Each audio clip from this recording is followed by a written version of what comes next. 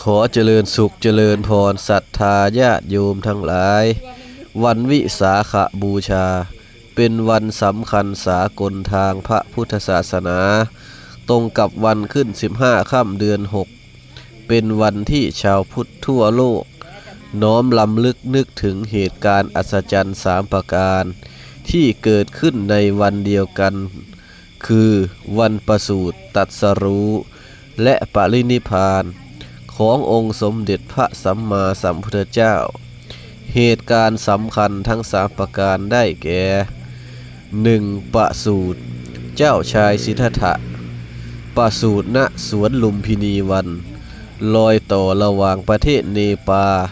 และอินเดียในปัจจุบัน 2. ตรัสรู้เจ้าชายสิทธัตถะทรงบำเพ็ญเพียร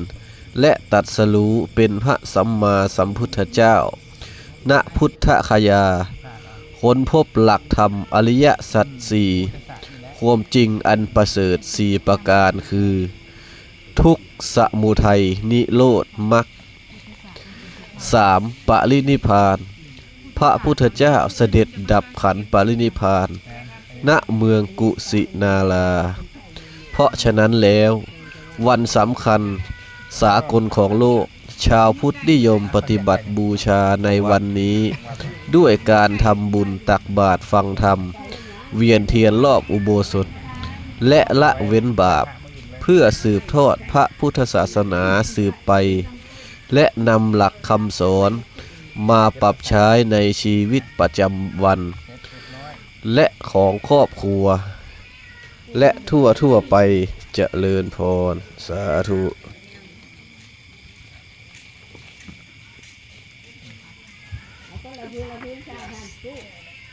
ต่อไปเป็นการแข่งกู้ศาสตร์ครับ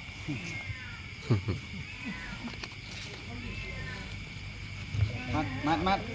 มาพี่นะมาเก็บสายไม้หน่อยแล้วบางเตียงก็ได้ พระจันทร์วันเพ็ญงามเลยพระจันทร์เต็มดวง เนี่ย thank you พี่เจ